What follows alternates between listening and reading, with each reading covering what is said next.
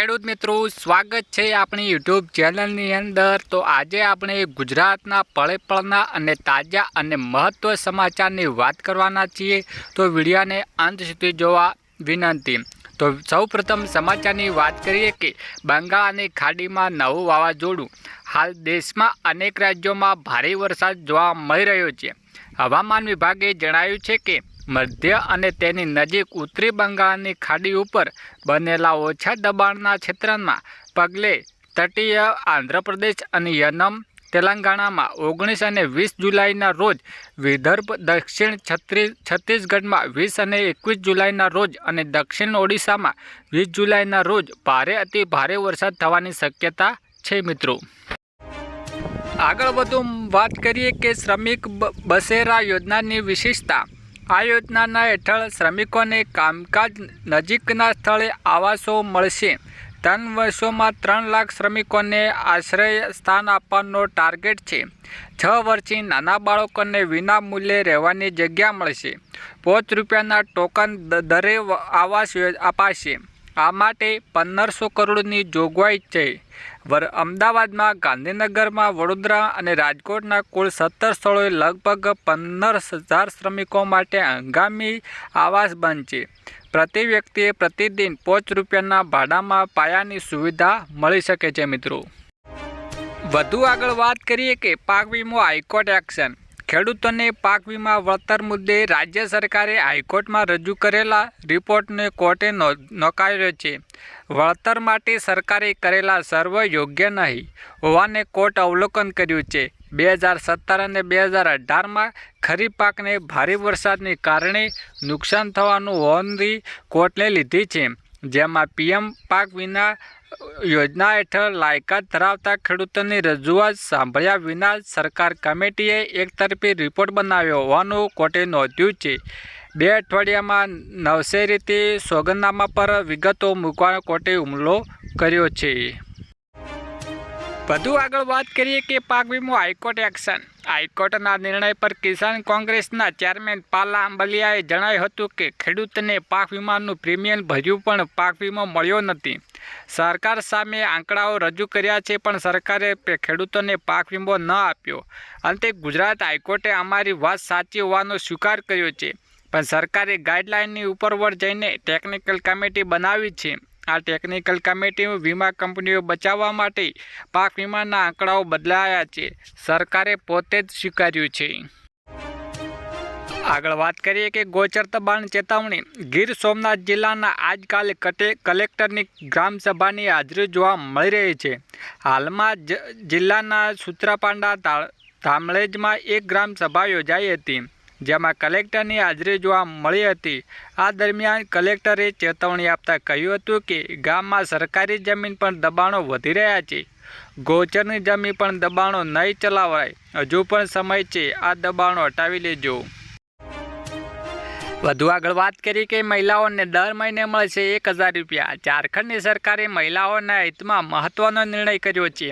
ચંપાઈ સોરેન સરકારે રાજ્યની 45 લાખ મહિલાઓ માટે મુખ્યમંત્રી સિસ્ટર ડોટર મધર સેલ્ફ રિલાયન્સના પ્રમોશન સ્કીમની મંજૂરી આપી હતી। આ યોજના હેઠળ 21 થી 50 વર્ષની મહિલાઓ પર દર મહિને ₹1000 મળશે। મહિલાઓને આત્મનિર્ભર અને સશક્ત બનવાથી સરકાર મહિલાઓના વિકાસ માટે આ નિર્ણય કર્યો છે। આજે જ સરકાર રાજ્યના લોકો માટે 200 યુનિટ વીજળી ફ્રીના પ્રસ્તાવ મંજૂરી આપી રહ્યા છે। આગળ મહત્વની વાત કરીએ કે પ્રધાનમંત્રી ફસલ વીમા યોજના।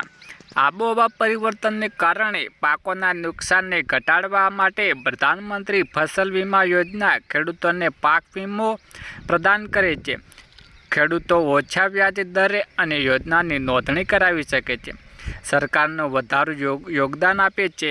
કુદરતી આફતોના કારણે નુકસાનમાં કિસ્સા વીમા કંપની 72 કલાકમાં ખેડૂતોની તપાસ કરે છે।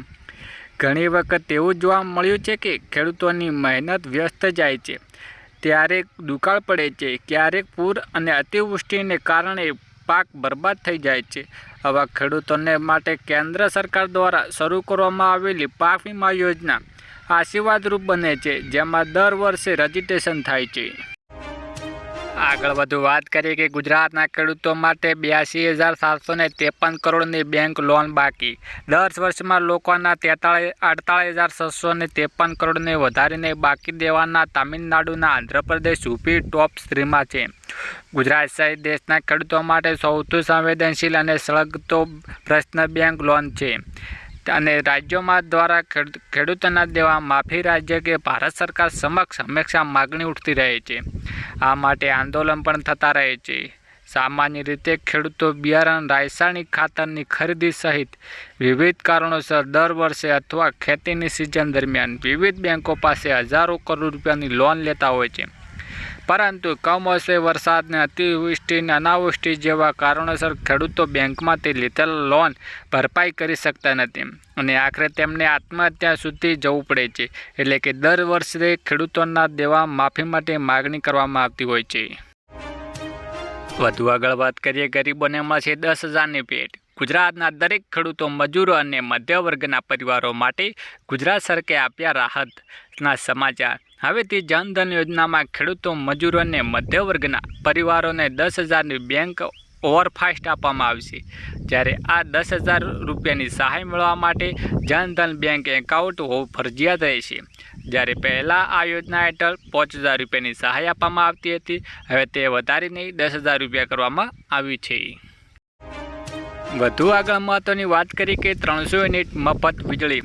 કેન્દ્રીય મંત્રી નિર્મલા સીતારામણે બજેટ દરમિયાન કહ્યું હતું કે સરકારે વીજળીની સમસ્યા ખતમ કરશે અને દેશને વીજળી વિના ઊભો કરવા પ્રતિબદ્ધ છે. દેશના કરોડો ઘરમાં રૂફટોપ સોલાર અને સેટઅપ લગાવવામાં આવશે.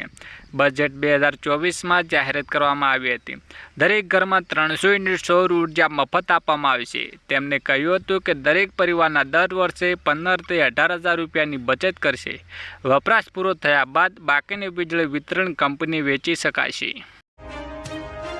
વધુ આગળ વાત કરી કે પેટ્રોલ ડીઝલની મોટી જાહેરાત. મોદીએ 3.0ની રચના થતાં પેટ્રોલ મંત્રી હરદીપસિંહ પુરીએ એક મોટી જાહેરાત કરી હતી. તેમનું કહેવું છે કે આ વખતે સરકાર પેટ્રોલ, ડીઝલ અને નેચરલ ગેસ જેવા ઉત્પાદનોને જીએસટીના દાયરામાં લાવવા તમામ પ્રયાસો કરશે. જો પેટ્રોલ, ડીઝલના સીએનજીના આવ્યા હોય તો ગ્રાહકોને મોટો ફાયદો થઈ શકે.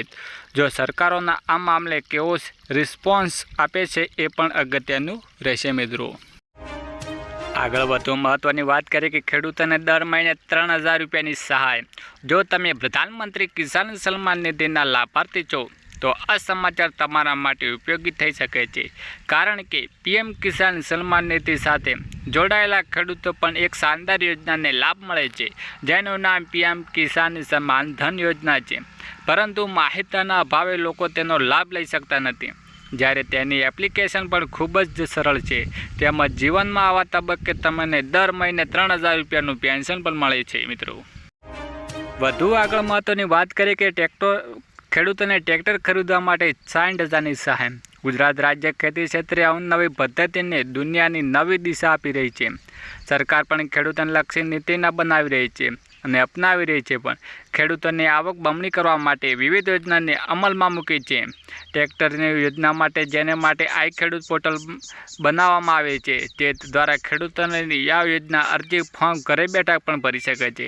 ટ્રેક્ટર સહાય યોજના 2024ની ઓનલાઈન એપ્લિકેશન કરવાની હોય છે. આ યોજના 100% રાજ્યની સરકારની ચાલણી હોય છે. આ દ્વારા ખેડૂતોને ટ્રેક્ટરની ખરીદી પર સબસિડી આપવામાં આવે છે, જેનાથી ખેતી ઝડપથી કામગીરી કરી શકે છે. મિત્રો, વધુ આગળ મહત્વની વાત કરી કે ફી સિલાઈ મશીન. આ યોજના 12,000ની સહાય મળશે.